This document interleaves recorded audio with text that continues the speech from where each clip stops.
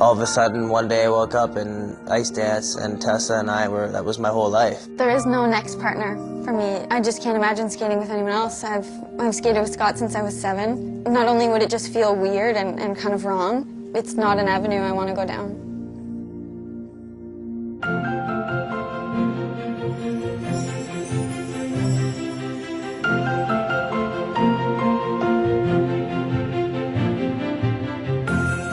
I was 6 years old when I met Scott at the Ilderton Skating Club. I was 9 and pretty outgoing for 9 years old. My mom and my aunt ran the skating camp that we were at, and unfortunately I knew it, so I just kind of ran around and caused trouble and used to tease all the girls I could, and Tessa was one of them, I guess. All the little girls had a big crush on him, and I was certainly one of those girls.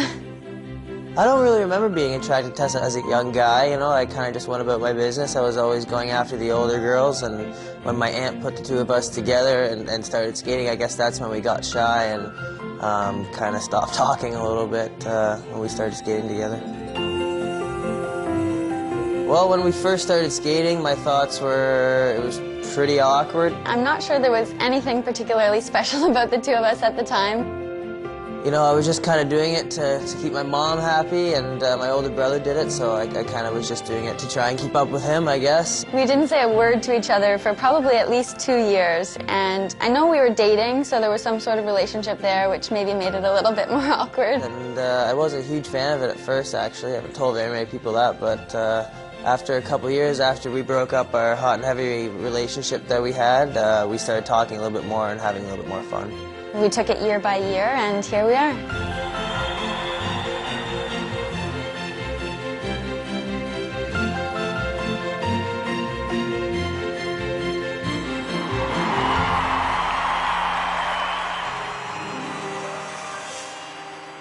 Our first year at the senior level in 2005, we wanted to come out as a new team. We didn't want to look junior, we wanted to look mature.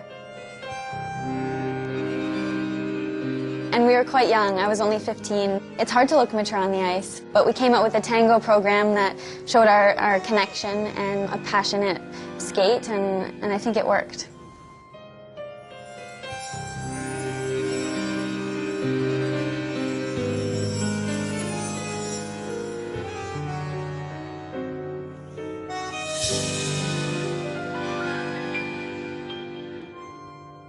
Tango.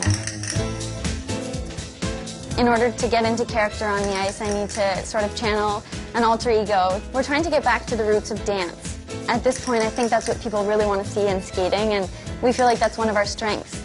Scott is more technical than I am. When we're putting together a program, he's always worried about the elements and the edges, what's going to get us a level 4, which is great. On the flip side, I'm always worried about arm movements and expression and positions. I think in that sense, we balance each other out really well. We'd like to think that it's our connection that sets us apart from everybody else. Along with that is our intricate lifts and our power that we bring, and we like to think that we do have the complete package in our skating.